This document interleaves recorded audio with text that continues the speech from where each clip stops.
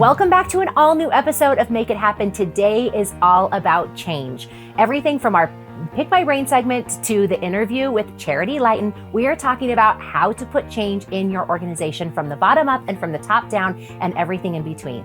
If you want to talk to your boss in a new and more powerful way, or get your assistants and team to be on board with all the things that you're doing, this episode is for you. Also, don't forget to stay to the very end where I'm sharing with you 3 of my favorite things, one of which may be a little TMI, and I hope that you enjoy today's show.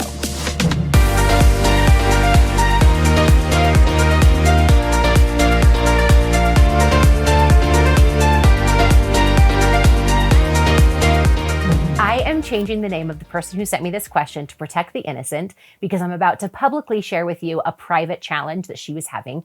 She came and participated with me at my marketing blueprint workshop, and she was sent as a marketing coordinator. And she asked me a question and then sent it to me again. How do I take the things that I have learned and share them with my boss and the powers that be so that they will actually implement and do what we need to be done? And this is a really great question, because I know that there were a number of people who attended Marketing Blueprint with similar challenges. I gave lots of ideas and suggestions, from how to set your budget to where to spend dollars. And then you have to go back and get approval from someone else. I'm going to share with you the 4-step communication process that I think is really helpful in answering this question. However, this 4-step communication process works in other aspects of life and business as well. I can use this process if I'm having a conversation with my assistant. I can use this process if I'm having a conversation with my kids or my husband and I need something to happen at home.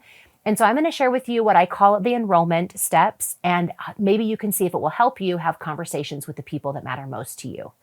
So first and foremost, instead of sharing the big overall plan, just quickly share 1 or 2 sentences that summarizes what you want to have happen. And so in Jenny's case, I said, why don't you tell them, hey, I just got back from this great event.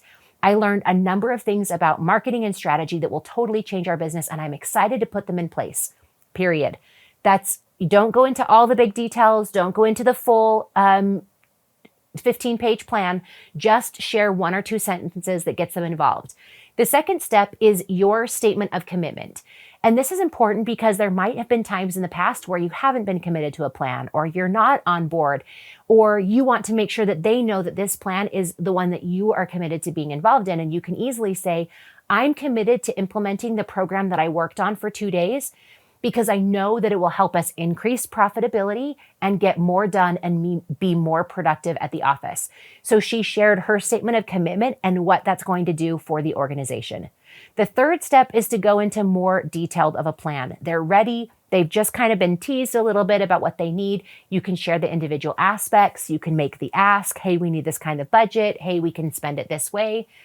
And then you ask a question of support. Step 4 is a question of support.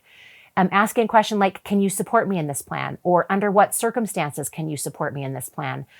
In future episodes, we will talk in more detail about how to use the art of persuasion in your personal and professional life. But for now, I want to give you this tip because I found this question to be so insightful. And as we've had conversations since the Marketing Blueprint, this step process is helping her and helping others to be able to enroll others in the things that they're doing. You might be so excited about the projects and programs that you're working on, but it will take a step-by-step approach to help other people understand your passion and why that's important to them. So use this 4-step whenever you need additional help and support, either rolling up or rolling down, or in your side relationships as well. And I know that it will help you get the kind of results that you want. Jenny, thank you for your question. And if you have a question that you'd like to submit to the Pick My Brain, send me an email at michelle@speakmichelle.com. Put Pick My Brain in the subject line, and we will share your question on future episodes of Make It Happen. I am so glad you're here. Today we have behavioral change expert, Charity Lighten, who is going to be talking to us about the personal and professional aspects of how change infects and also can impress our workplace. Charity, welcome to Make It Happen. Thank you for having me. I am so excited for this conversation. To be here. Our lives have intertwined in a couple of different ways. I think we first met through the National Speakers Association. Yes. And we've had a couple of other things that have happened in the last few years as I've watched you grow and build businesses and develop. And now you're doing speaking, and Yes. I love it so much. I want to talk a little bit about change, and like I said, from both a personal and a professional standpoint. But I want you to talk about it first from a business standpoint, but I think we can all relate because there's been a fair amount of change that has happened over the last couple of years. Yeah. And even people who were running what they would call their normal lives have been disrupted. But I also know businesses have been disrupted too. They've got virtual workforces. They've got different cultures. They're trying to figure this all out. Why do you think we fear change so much as a business? And how can we be more agile and better able to shift a little whenever big or little changes come our way? Yeah, good question. I wonder if we'll look back and be like, this was the era of change, right? Or if that will always be the era that we find ourselves in. But it sure does feel like we are living in a time that has just been like compounded change. For sure. And I think part of it is just human nature, right? Behind every business are humans on every level. And part of our human nature is just like, okay, we have these amazing brains that were designed to protect us. And sometimes they do way too good of a job at protecting us because their job is to find comfort, right? To keep us in a place that is very familiar. And when change comes, our brain's like, hold on, is this a positive change or is this a threat? And until we have more evidence, we don't know where to categorize it. So the human element of things is we naturally resist change. It actually releases hormones in our body that we're like, this actually doesn't feel very good. But interestingly enough, studies show it's really, really good for our brain to have to change, to move forward. We find more joy and more growth in change. And we all know that. But somehow inside of us, we're like, we still want to fight it. And from a business standpoint, change can be scary, right? We can be going down this one path thinking, hey, it's working, and have evidence this is working. And all of a sudden you're like, something's changed. There's an old book, Who Moved the Cheese? Do you remember that? Oh, that yeah, whole for one? sure. We're like, this is working. All of a sudden they're like, wait, who moved the cheese? And so part of that is a mindset to go, okay, if we're always on the lookout, if we're always watching, if we're always evaluating, we have the ability to go, okay, something's happening here. And truthfully, the sign of a really good leader is someone that knows what they see. Someone that's looking outwards. They go, I know what I see. And when you can identify change, a really good leader then goes, okay, it's my job to navigate through that, to find the new maze, the new labyrinth, and to lead people through it. Because a lot of time what people want is they're like, we need somebody that is confident, even if they're not confident, they're looking for confidence, of someone that can go, hey, I need to get us from point A to point B. And that's the job of really good leadership in a company, and being willing to go, we're not staying here, recognizing there's a need to constantly be able to pivot. Well, and I think the good leaders and even good employees are open to it, right? They're not, our human brains, like you said, are sometimes stuck in the path of least resistance, not because we really want to be there, but because it's safe there. And so, but as leaders, I think that our responsibility is to anticipate the change and or be ready for the change when it comes. So what are some traits that you have found that couple this, that make a good leader be able to be flexible enough to know when to stay the course and know when you need to deviate a little? Well, I think part of it's going to be insight, right? Part of it's just going to be able to see what's happening. And then I think another part of a really good leader is the ability to listen on two different levels, okay? One is listening to your people, recognizing if you're asking them to make some big changes, you've got to be realistic. Like, this is hard for people. There is that human element that's never going to go away. So to be able to provide a place for people to really express what they're feeling. And so often there's fear that's there, but a really good leader has the ability to go, hey, I hear you. I recognize what you're saying. Let's walk through that, right? All of a sudden they're like, okay, now I'm in a safe place. There's something powerful when people do it together as a team. So I've got a personal experience, but I'll save that for another time. But there's power when you're like, you don't have to go through this alone. That statement has had tremendous impact on me in my personal life. People, teams, they don't want to go through it alone. The other thing is the other element of a really good leader is to listen to the other side. And here's what I mean by that. There's an element in my book where it says, always seek correction.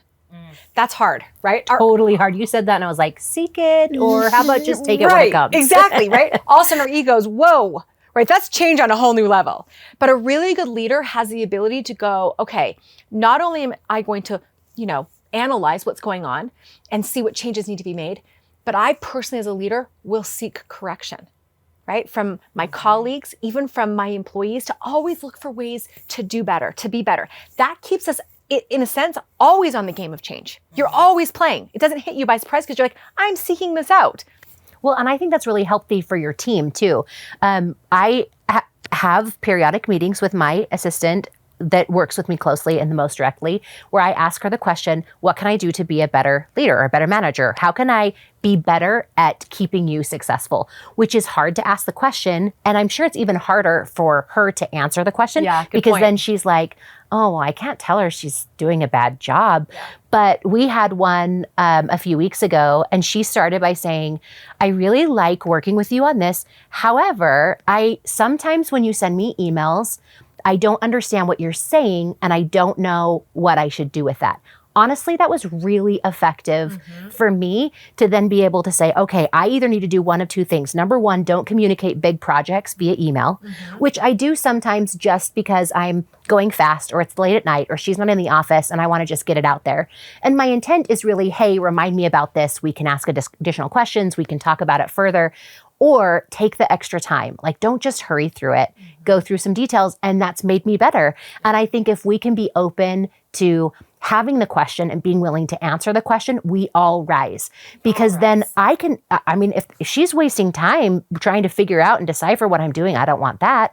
And if she feels uncomfortable with the projects that I'm doing, I don't want that. So I want that. But we also have to be healthy enough to be able to say, I really do want whatever you're going to say. And luckily it wasn't, she might be keeping bigger things from me, but I'll keep asking the question, right? You keep going. And then if she can see that I'm truly willing to make an adjustment or change or try, then that will make it a lot easier for those conversations in the future for her to really show up. And then you've just impacted a culture of change. Right. You're starting that. And that's what these companies, you want to create a place where you're like, hey, okay, we started here.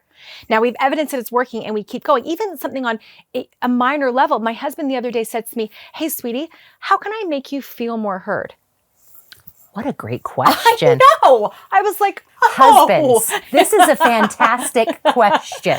Yeah, I was like, oh, right. Instantly, I want to share, but from a good place, not from a critical place. You're like, oh, okay, well, it's something, but we can do that on all levels, like with our teams, with our managers, with our colleagues on all levels. I think that's a great question for teams to be asking. How can I make you feel heard? Yeah. Or how can I make you feel like what you're saying is important to me or whatever? Those are great, great questions. Yeah. And to your point, I think the culture of change is just as much about being willing to have these conversations rather than saying, hey, the culture is set, the plan is in place, we don't make any deviations. Yeah, and that starts from the top, right? There's some things that you can build from the bottom up, and there's other things that start really from the top, leadership. And that's creating this idea of innovation is welcome.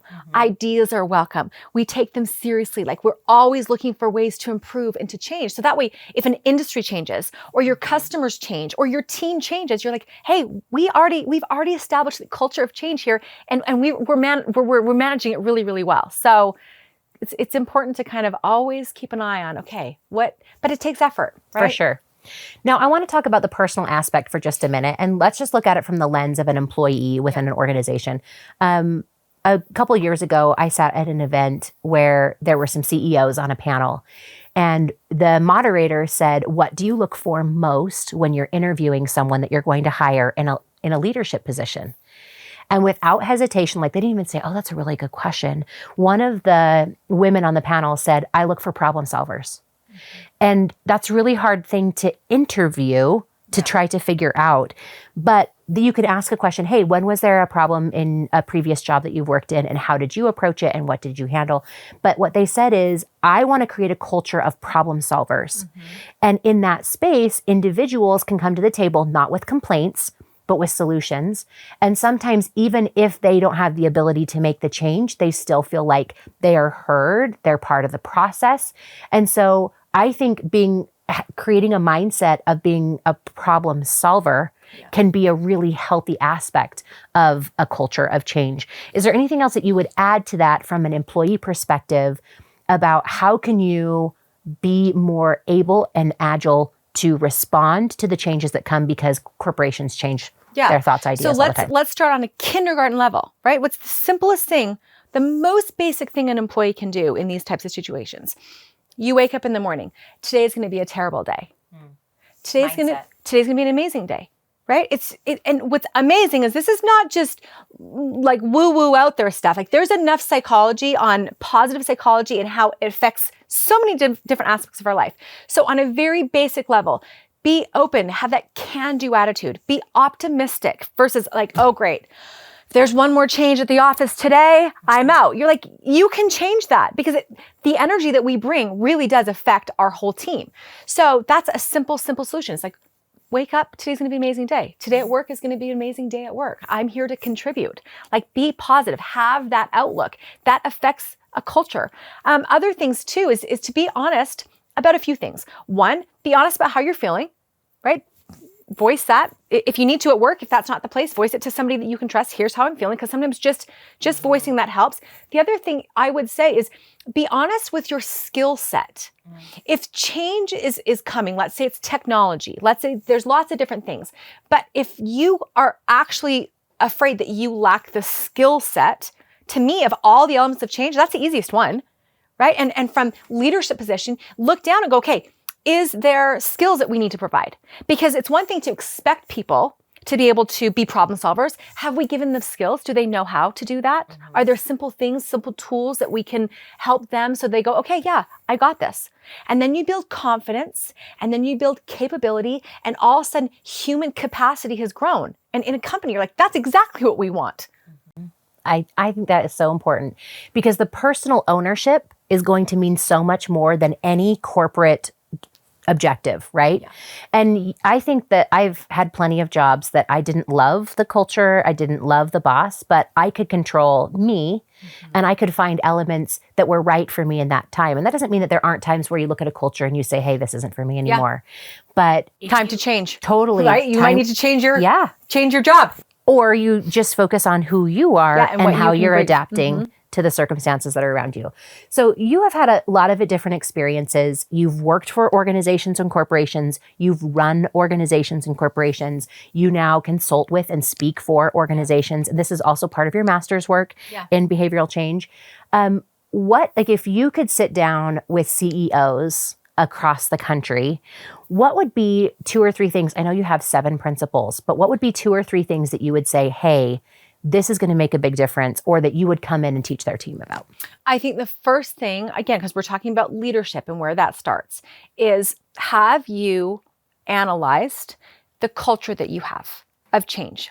Do you have team meetings? Are people's voices being heard, right? Because if right then they're like, yeah, no, we call the shots. You're like, okay, well, that's the culture.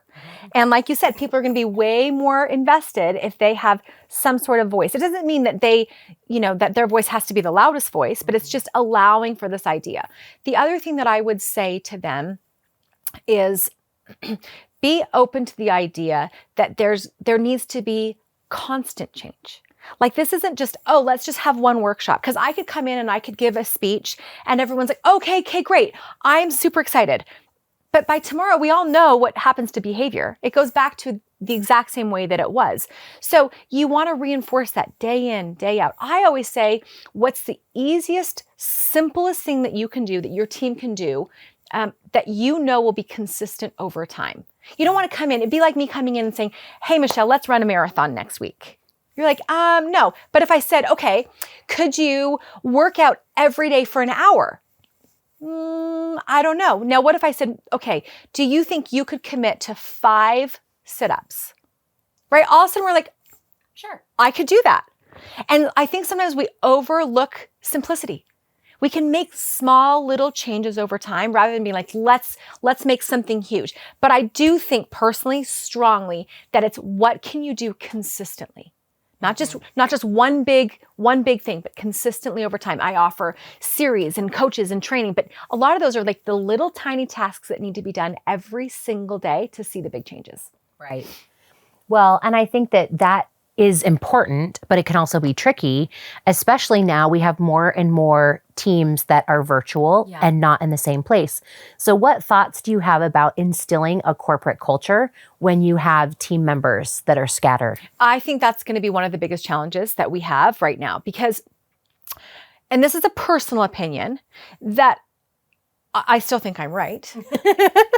I wouldn't have asked you if I didn't want your opinion. But that the level of isolation that people are seeking needs to be resisted from a corporate standpoint. Now, that means allow them the flexibility, right? Mental health is a big thing right now. People are like, hey, I've got to figure out how to make this work for me. Recognize that. But I think truly the job of a really good leader is to go, hey, I will recognize your need for some space or for the ability to work at home. I recognize that, but a really good leader is always going to pull them together. To be like, I'm resisting the isolation that you want to work on your own and you want to work on you and you want to work on your own. Because we tend to think, naturally, okay, well, I know my skill set and I'm good here and I'm good here and I'm good here. What we forget is magic happens when we come together. And I know that sounds a little fluffy, but the truth is we do, like, rising tides rise all ships. Like when we're all in a flow. So it's going to be knowing how to navigate. What does that look like that we can still have a cohesive team without kind of giving into this idea of like, nope, everyone's a one-man show and we kind of piece it all together at the end. Even if that's virtual team meetings. Or I remember early on in 2020, my husband manages a sales team and he started having team members pop up in different places. They used to all work in the office, but now without that need, he's now got team members all over. And he created water cooler time, which was just 15 minutes. He doesn't get on it for just them to talk and communicate, because he found that just having the team meeting wasn't getting them enough relationship connection. And that when they started doing water cooler time, it made team meetings that much more effective, because people were like, oh yeah, I have a relationship with you and I care about you. Care. And I remember that your daughter was sick, or I remember that you were having this struggle. And so they started to treat each other with a little bit more respect, and not that they were just forgetting that there were other humans only stuck in their worlds. And sometimes that little connection makes a big difference. A huge difference. What would you say, as we think about going into the future, and there are a lot of things that won't go back to the way that they were, and I don't think that we're done yet with the changes that are coming. Do you have any thoughts for leaders or employees alike about how to remain open even in the face of fear? Yeah. Because I think fear is a big part that shows up in our cultures, even though that's not what we want to have. But there's an uneasiness, there's a worry. What would you say as people who are like still not quite taking a deep breath? I think the first thing I would say is, yes, you are right. There is fear, there is worry. Recognize that, right? This is a normal thing. Hey, or you go to your brain. Oh, there you are again. Okay, I see you. You're trying to protect me. It's okay, right? I think part of this idea that we are uncomfortable with change is perfectly fine. However, there's also an element of a team leader, right? The leader of a company goes, hey guys, I'm going to continually intentionally create somewhat uncomfortable experiences so that when they do come up, we're like, we've got this. Now, I'll give you a really simple example of that. My daughter was 15 and I noticed that she was not speaking to adults very confidently. Like she'd always want me. If we were ordering food, I'd have to do it for her. If we were buying tickets, I'd have to do it. Something simple like that. And finally one day I thought, we got to do something about this. She needs to be a little uncomfortable in a safe way. So I said to her, hey, on Saturday, you are going to take the tracks or the train downtown and you have to take a picture when you get down and you have to come home. Sobs. Right? Instant. Why would you do this? This is the worst thing. I'm not doing it, right? Fear. So I said, okay, here's the parameters. You can take your cell phone with you. Your two cousins can go with you. Like you don't have to do this alone. And she was really upset about this mandatory task, but she did it. Can I tell you, I think she grew 3 inches. Like she walked in with confidence. She's like, do you know how beautiful downtown is? Like it was such a neat experience. So from a leadership standpoint, you're like, how can we create intentionally in a safe place some of these uncomfortable situations so that they can develop their own ability to be confident about, hey, no matter what comes, because the future, it's unknown. We know that for sure. But real resilience comes from a feeling of confidence that goes, there's nothing I can't get through. That's what it comes from, that no matter what happens, there's nothing I can't get through. Have you ever had a moment in growing your businesses or working on what you're doing where you felt like that, where you wanted to grow or something and there was a fear that came up and how you got over it? Oh gosh. Okay, that's a good question. I would say for myself and there's a lot of people, it's this idea of the imposter syndrome. Like, who are you to give advice on this? What have you done or whatever? And this is going to be a really silly example, but my brain goes back to, do you remember the Leonardo DiCaprio movie, Catch Me If You Can? Oh, for sure. Okay. Frank Abagnale was his name. And he was a con man, but I went to a school, Brigham Young University. He happened, this is folklore, but it's been proven to be true, happened to be a professor for one summer semester. And people asked him, they're like, how did you pull that off? It was for psychology or sociology or something. He had no background in that whatsoever. And he's like, yeah, I just stayed one chapter ahead. And there's something interesting there, right? Because in order to lead people or teach people, whether it's your children or your colleagues or wherever you are, all you need to do is have information that is a little bit more than they have, right? They're like, hey, thank you. I didn't have that information. And so in my own business, there's been times I'm like, oh my gosh, how do you battle this imposter syndrome? You're like, hey, there's people out there that need what I have, right? One chapter ahead. I love that. Used a con man as an example. I like, not that we should be con men in our life. No. But I actually think, but that takes away some of the worry that it has to be, that you have to know everything or that you have to do everything to be a good leader or that you have, but how can you just stay a little bit farther ahead? And it's interesting because studies show that women are less likely to feel like they are equipped or skilled enough for a job or a promotion. And that's not something that their male counterparts worry about as much because they feel like I can learn it. And that doesn't mean that women can't. And this is a very stereotypical example. But it's funny because I've noticed that in places for me, and I've also watched and observed it in places for others and the similarities that are there. But I also feel like there is a certain amount of what change brings, which is knowledge. Yeah. If you're willing to go down the path, if you're willing to try, if you're willing to read that next chapter, then it will get you the next place that you need to go and will help you feel like you're progressing. You don't have to know it all, but at least the progress is there. Yeah. And that's part of fighting through some of the stumbling blocks that are hindering change, right? Is just perspective. Hey, this is opportunity. This is growth. You're going to learn something new. It might be uncomfortable, but what other doors will open once you know this and you learn this? Like, it's just sometimes a matter of shifting our perspective to be like, this might feel, because our brain's telling us this might feel uncomfortable, but in reality, you're like, this is an opportunity. And just that shift all of a sudden changes the vibration that you show up with and your desire and your ability to take it all in and to be like, hey, okay, I got this. Okay, now I know that our time is wrapping up, but I also know there are some people in our audience that are like, Charity and Michelle, a positive attitude only gets you so far because it's really hard right now. My boss is hard. The business is hard. What would you say to that person who is like, I really tried to put on a good face and it's still hard? Here's what I would just say. Your boss isn't hard. It's the thoughts that you have when you're with yourself about your boss, right? So often it's them. All I would always say, it's not them. It's not them, right? You can't control them. You can only control your stories, how you're reacting to these people. And so again, it's always going to come down to doing a little bit of the mindset work, a little bit of the silly thing. It's going to be a good day.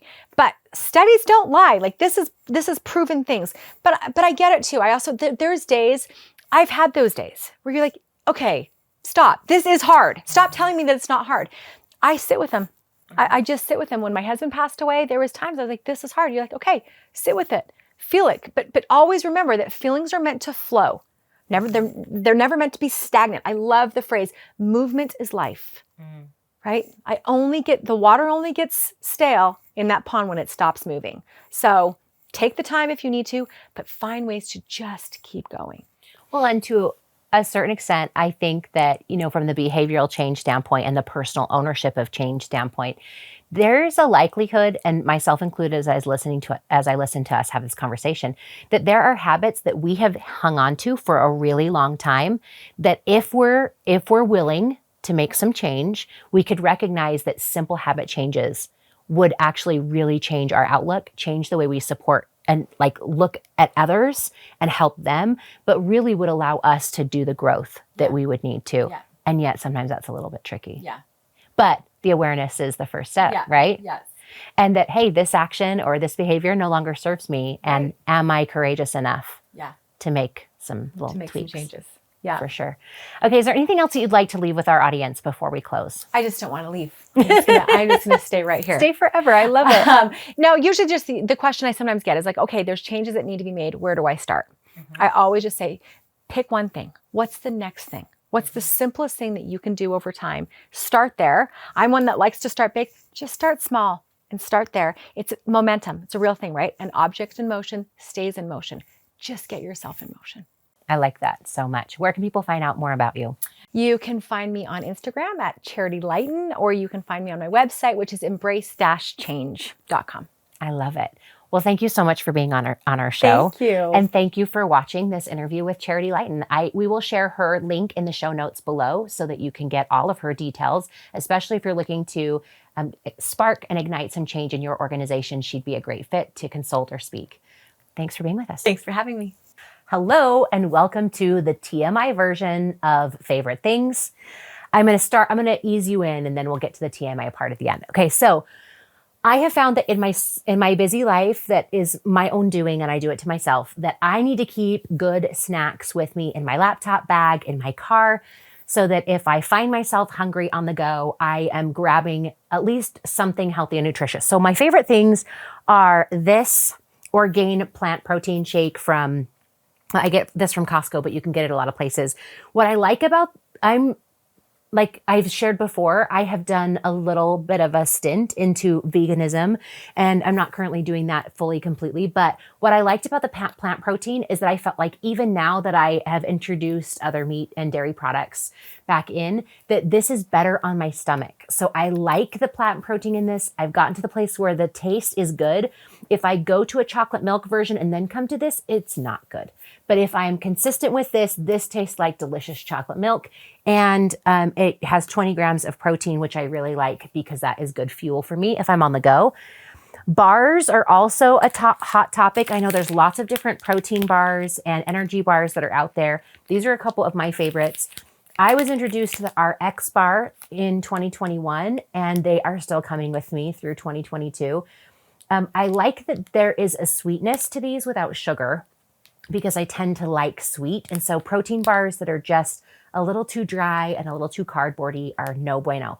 So I like the date aspect of this, and I like that I still get some protein. This has about 12 grams, so they have a few with some different varieties. I've also been introduced to the Built Bar, and they're paying a pretty penny in the state of Utah, maybe in your community too, to advertise the Built Bar. I handed one of these to my son the other day, and he said, "Mom, healthy and yummy, had a baby." And I was like, that's how you know advertising works. But this is in the intent to be a protein bar that tastes like a candy bar. It does taste delicious. It is very sweet. And so this is also a fun option if you're looking for an alternative that is a little bit more healthy. So I would love for you to share what your favorite protein energy bar is. What's your go-to? Because there are a lot of brands. These are just two of my favorites that I tuck in my bags so that I have them depending on what kind of mood I'm in. One of the things that I've noticed about me is that if I get somewhere and I only have one kind of bar and I don't have choices, then I feel like there's nothing to eat, and I'm more likely to drive through and get fast food or stop somewhere and eat. But if I have choices, then I'm more likely to make a healthy or at least a simpler choice in that moment. So there you go. Share with me what your favorite is. Maybe there's one I need to try. Now I'm going to share with you, this is the Magic Root Cover Up by L'Oreal. I got this at Costco, though it's available at other places and also available on Amazon. It is marketed as a temporary gray concealer spray. And the idea is that you can touch up your roots in between going to the hairdresser. However, I really like it because I have had some hair challenges over the last couple of years, and my hair is thinning at a really, really rapid pace. I have been diagnosed with alopecia. And so, in future episodes, you might see me actually wearing wigs. And I'm totally fine with it. I'm secure in this need because a girl's got to have hair. What I love about the root spray is that I can spray this on my scalp, and especially on studio days, the light doesn't bounce off of my scalp and make my hair look as thin. And so it's not really a root cover up for me, but I use it on my scalp. And so whether you need a root cover up or you need something like this, what I like about it is that when it dries, it doesn't get all over my fingers, and a little goes a long way. So this bottle has lasted me for months and months and months. Now, I obviously don't wear it every single day, especially, but I do on studio days or event days. And so it lasts me a while. But if you're looking for something like this, here is a great solution. And we will again put all these links in the show notes so that you have them. And they're just a few of my favorite things. I hope you loved that interview with Charity and also got some ideas about how you can inspire change in your organization from the bottom up or the top down, wherever you are involved in those organizations. I also hope that you can see the personal areas where you can maybe make some small little changes in your life so that you can be more open to the change that may come. Thank you for watching today's show, and I hope that you will like and leave a comment or review so that other people just like you can find shows like this that will help and benefit their lives. Thank you for being part of the Make It Happen story, and I'll see you next week.